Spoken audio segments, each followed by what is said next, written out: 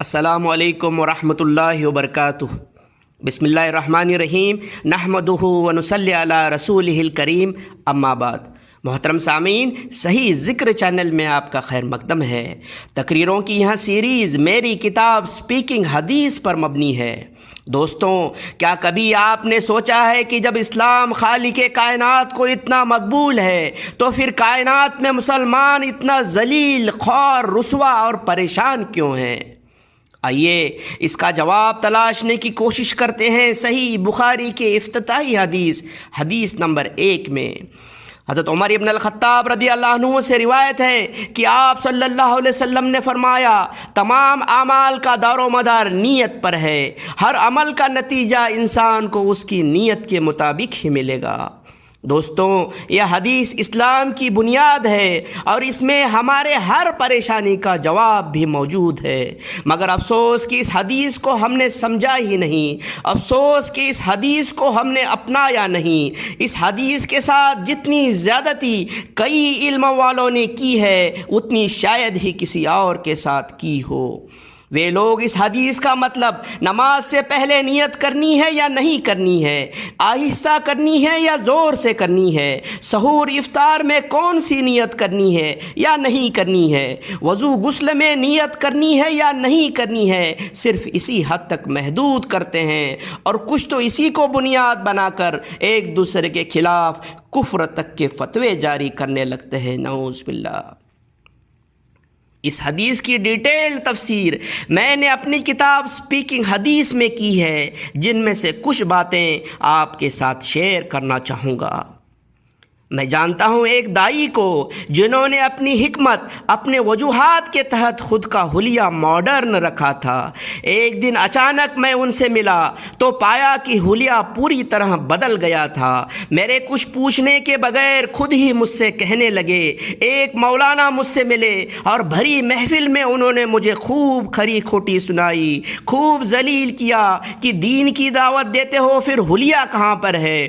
اس سے پہلے بھی کئی لوگوں کے طنز اور تانوں سے، جلی کٹی باتوں سے میں پریشان ہو گیا تھا، اس لیے حلیہ بدل دیا۔ مجھے بہت افسوس ہوا۔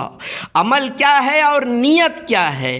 دوستوں، میں نے اکثر لوگوں کو حلیہ صرف اس لیے بناتے ہوئے دیکھا ہے کہ پیر صاحب کیا کہیں گے، مولانا کیا کہیں گے، اڑوس پڑوس کے لوگ کیا کہیں گے، دنیا والے کیا کہیں گے۔ سفید بالوں پر کلر لگاتے ہوئے پریشان بھی ہوتے رہتے ہیں، اور یہاں ڈر بھی دوسری طرف لگا رہتا ہے کہ لوگ کیا کہیں گے۔ دنیا کے ڈر سے، دنیا کو دکھانے کے لیے ہم نے باہر سے بورڈ تو لگایا ہے، مگر اندر دکان میں کچھ بھی سامان نہیں۔ وہ اس لیے کہ ہم سوچتے ہیں کہ اندر کون جھانکتا ہے، باہر بورڈ صحیح رکھو اور بس۔ اصل بات تو آپ صلی اللہ علیہ وسلم کی اخلاق کی پابندی ہے، مگر ہمیں اس کی فکر کہاں۔ میرے آقا صلی اللہ علیہ وسلم کے سچا صدیق ہونے کی قسم آپ کے دشمن بھی کھاتے تھے۔ میرے آقا صلی اللہ علیہ وسلم نے فرمایا کہ مومن کبھی جھوٹ نہیں بول سکتا، مگر جھوٹ کے بغیر تو ہماری بات ہی پوری نہیں ہوتی۔ جھوٹی باتیں اور جھوٹی قسمیں ہمارے زندگی کا حصہ بن چکی ہیں۔ میرے آقا صلی اللہ علیہ وسلم کو امین کا لقب دشمنوں نے دیا تھا۔ امین کا مطلب ٹرسٹ ورتھی، آنیسٹ، ایماندار، مگر ایمانداری سے ہمارا دور دور تک کا رشتہ نہیں۔ فراڈ، چیٹنگ کرنے کو ہم اپنا ہنر، اپنا فن، اپنی کلا سمجھتے ہیں، اور ایسا کر کے اپنی عقل پر اتراتے رہتے ہیں۔ میرے آقا صلی اللہ علیہ وسلم نے کہا کہ کسی کی پیٹھ پیچھے برائی یعنی غیبت کرنا یہاں اتنا گھنونا کام ہے جیسے مرے ہوئے بھائی کا گوشت کھانا، مگر ہم تو خاص غیبت اور بہتان کی مقصد سے دیر رات تک محفلیں سجاتے رہتے ہیں۔ میرے آقا صلی اللہ علیہ وسلم نے کبھی کسی پر طنز نہیں کسا، کسی کا دل توڑنے والی بات نہیں کی، کسی میں عیب نہیں کھوجا، کسی کو بے عزت نہیں کیا، مگر ان سنت کا دکھاوا، سنت کا بورڈ لے کر گھومنے والے، اس کا گھمنڈ جتانے والے سو کالڈ اسکالرس کو تو دیکھو کہ ان کی پوری تقریر طنز، تانے، دل توڑنے والے باتیں عیب جوئی سے بھرپور ہوتی ہیں، اور خاص کر سامنے بیٹھے ہوئے شخص کو وہ سر عام اس لیے ذلیل کر رہے ہوتے ہیں تاکہ اس کے اوپر پیر رکھ کر خود کو اونچا ثابت کر سکے۔ میرے آقا صلی اللہ علیہ وسلم نے حسد، بغض، کینہ، دشمنی، بے ایمانی، بے رحمی، تنگ دلی، تکبری، بخل، فضول خرچی، دکھاوے بازی، یہاں تک کہ ہر نگیٹیوٹی، منفی جذبات، نکاراتمکتا کے خلاف سخت تاکید کی، کیونکہ آپ صلی اللہ علیہ وسلم ہر قسم کی پازیٹیوٹی، سکاراتمکتا کے پیک تھے، سروچ شکر تھے، مگر نگیٹیوٹی، نکاراتمکتا ہماری پہچان بن چکی ہے، ہمارے دل کی دھڑکن بن چکی ہے۔ میرے آقا صلی اللہ علیہ وسلم رحمت للعالمین تھے، جہانوں کے لیے رحمت تھے، ہم جہانوں کے لیے زحمت بن چکے ہیں، لوگوں کے پریشانی اور سٹریس کا سبب بن چکے ہیں۔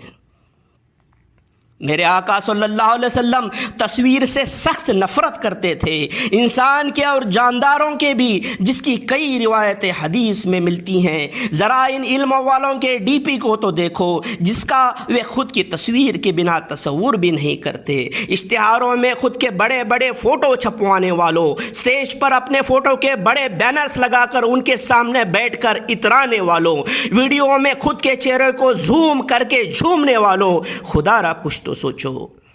میرے آقا صلی اللہ علیہ وسلم نے فرمایا، افضل صدقہ خیرات وہ ہے کہ داہنا ہاتھ دے تو بائیں ہاتھ کو پتہ نہ چلے، مگر اپنی سخاوت کا ڈنکا پیٹنے کی نیت سے کچھ دیتے وقت خود کے ساتھ لینے والے کی تصویروں کو سر عام کر ان کی عزت خودداری نیلام کرنے والوں، خدا را کچھ تو سوچو۔ اپنے نام سے پہلے حاجی لقب لگانے والوں سے پوچھو کہ حاج اللہ کے لیے کیا تھا یا زمانے کو دکھانے کے لیے۔ اپنے نام سے پہلے حافظ لقب لگانے والوں سے پوچھو کہ حفظ اللہ کے لیے کیا تھا یا زمانے کو دکھانے کے لیے۔ لوگوں سے واہ واہی ملانے کے لیے بلیٹ ٹرین کی تیزی سے تراویح کی نماز پڑھانے والوں سے پوچھو کہ ایسا کرتے وقت آیتوں کے معنی بدلنے کے خطرات رہتے ہیں، اس کا کیا؟ تجوید کا کیا؟ دینی علم کی دکانیں سجانے والوں، تجارت کرنے والوں، لوگوں کو لوٹنے والوں، خدا را کچھ تو سوچو۔ حد تو تب ہوتی ہے جب کئی لوگ محض لوگوں کے ڈر سے مسجد میں جاتے ہیں، بہت تکلیف ہوتی ہے دوستوں جب ہم نے باہری بورڈ زمانے کو دکھانے کی نیت سے لگائے ہیں تو پھر ہم اپنی ہلاکت کے لیے زمانے کو کیوں کوستے ہیں؟ چونکہ ہمارا اندر کھوکھلا ہے، اس لیے ہمارے بورڈ بھی زمانے کا احترام کھو چکے ہیں۔ لوگوں کے ہاتھ ہمارے بورڈ پر، ہمارے گریبان پر اور ہمارے گردن پر پڑ رہے ہیں۔ زمانے کو دکھانے کی نیت سے، لوگوں کو خوش کرنے کی نیت سے ہر عمل کرنے والے مسلمان، زمانے نے تجھے اپنے ٹھوکر میں رکھا ہے۔ خدا کو راضی کرنے کی تیری نیت تو کبھی تھی ہی نہیں، تو پھر شکایت کس منہ سے کرتا ہے؟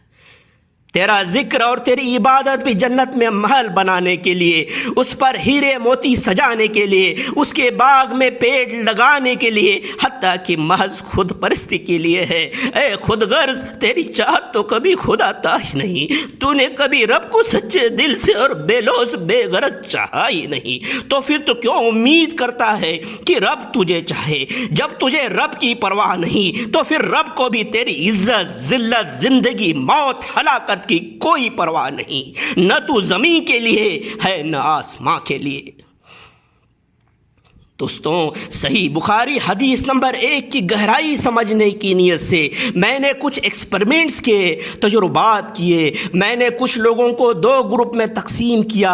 ایک گروپ میں وہ لوگ تھے جو بے انتہا پریشان اور مجبور تھے، میں نے ان کی ہر طریقے سے مدد کی، پیسہ دیا، وقت دیا، اپنی پوزیشن، اپنی سٹیٹس سے انہیں بے انتہا فائدہ پہنچایا، یہاں تک کہ وہ ایک اچھے مقام پر پہنچ گئے۔ اور پھر وہ دن آیا کہ باری باری سب میرے پیٹھ میں خنجر گھونپتے گئے کہ ہر وقت حضرت علی رضی اللہ عنہ کا قول یاد آتا گیا، جس کے ساتھ خیر کرو اس کے شر سے بچو۔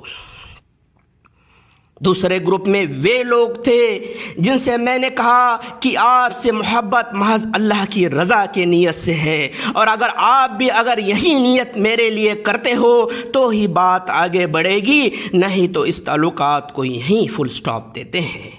آپ کبھی بھی میری دولت سے، میری پوزیشن سے کوئی فائدہ پانے کی نہیں سوچے ہوئے، اور نہ ہی میں آپ کے بارے میں ایسا کبھی سوچوں گا۔ دوستو، اس گروپ کے لوگوں سے محبت آج بھی برقرار ہے۔ اتنا ہی نہیں، ہر دن یہ محبت اور بڑھتے جاتی ہے۔ جس رشتے کی بنیاد خدا کو راضی کرنے کے نیت سے رکھی جائے، اس رشتے کی حفاظت خدا کرتا ہے۔ جو رشتہ لوگوں کو راضی کرنے کے نیت سے رکھا جاتا ہے، اس کے نتیجے دردناک اور خوفناک ہوتے ہیں۔ اسی تجربے سے سبق سیکھ کر میں نے اپنی اہلیہ سے کہا، آپ سے میں اس لیے محبت کرتا ہوں کہ میرا رب اس سے خوش ہوتا ہے۔ میرے آقا صلی اللہ علیہ وسلم فرماتے ہیں کہ آپ میں سب سے بہتر انسان وہ ہے جو اپنے اہلیہ کے ساتھ خیر ہے۔ میری اہلیہ نے بھی ایسا ہی کچھ کہا۔ اس دن سے لے کر آج تک گھر جنت کا نمونہ بنا ہوا ہے۔ گھر کا ذرہ ذرہ مسکراتا ہے اور ہر لمحہ محبت بڑھتی جاتی ہے۔ دوستوں، صحیح بخاری حدیث نمبر 1 میں کامیابی کا سمندر چھپا ہوا ہے۔ یہ حدیث اسپیکنگ حدیث ہے جو بولتی ہے۔ یہ کامیابی کے ہر راز کھولتی ہے۔ دنیا کے ہر اچھے کام اللہ کو راضی کرنے کی نیت سے کرو، پھر دیکھو اللہ پوری دنیا ہمارے قدموں میں لا کر ڈال دیتا ہے۔ ہر انسان، ہر جاندار پر رحم، ہر ایک کی مدد صرف اور صرف اللہ کی رضا کے نیت سے کرو۔ والدین سے، اولاد سے، شوہر سے، بیوی سے، بھائی بہن، رشتہ دار، پڑوسی، ہر انسان، ہر جاندار سے محبت صرف اللہ کو راضی کرنے کی نیت سے کرو، پھر دیکھو ہر رشتہ کیسے کھل اٹھتا ہے، کیسے مسکراتا ہے۔ وطن سے محبت اس لیے کرو کہ اس سے ہمارا رب خوش ہو جاتا ہے، کیونکہ ہمارے آقا صلی اللہ علیہ وسلم کا فرمان ہے، حب الوطن علی الایمان، وطن سے محبت کرنا ایمان کی نشانی ہے۔ ہم وطن سے محبت خدا کو راضی کرنے کی نیت سے کریں گے تو پھر ہمیں شاہین باغ سجانے کی ضرورت نہیں پڑے گی، بلکہ حکومتیں ہمارے آگے ہاتھ جوڑ کر گڑ گڑائیں گی کہ اس وطن کو چھوڑ کر مت جاؤ، ورنہ یہ وطن بے نور ہو جائے گا۔ دوستوں، جب ہر کام اللہ کی رضا حاصل کرنے کی نیت سے کرنا ہے تو نہ فوٹو کی ضرورت، نہ نام کی، اور اسی حدیث کو پورا زندگی میں اتارنے کی غرض سے فوٹو سے تو ہم ہمیشہ دور رہے، اب اپنے نام کو بھی ہٹا دیا۔ صحیح بخاری حدیث نمبر کی روحانیت کو بیان کرنے کی نیت سے شاید علامہ اقبال نے لکھا ہے، مٹا دے اپنی ہستی کو اگر کچھ مرتبہ چاہے، کہ دانا خاک میں مل کر گلے گلزار ہوتا ہے۔ اگر ہم ہر عمل کرنے سے پہلے زمانے کو نہیں بلکہ اپنے رب کو راضی کرنے کی نیت رکھے، اپنے نام شہرت کی فکر نہ کرے، دکھاوا نہ کرے، یہاں تک کہ زمانے کی نظر میں ندارد رہے، اور اپنے رب پر بھروسہ رکھے، ٹھیک ویسے جیسے ایک دانہ اپنے رب پر یقین کر کے خود کی ہستی کو مٹا دیتا ہے، تو ہمیں یقین ہونا چاہیے کہ ہمارا رب سخت زمینوں کو چیر کر ہمیں ایک شاندار پیڑ بنا کر زمانے کے سامنے اجاگر کر دے گا، جو فخر سے اور شان سے سب کے سامنے کھڑا رہے گا۔ وآخر الدعوانا الحمدللہ رب العالمین۔ السلام علیکم ورحمۃ اللہ وبرکاتہ۔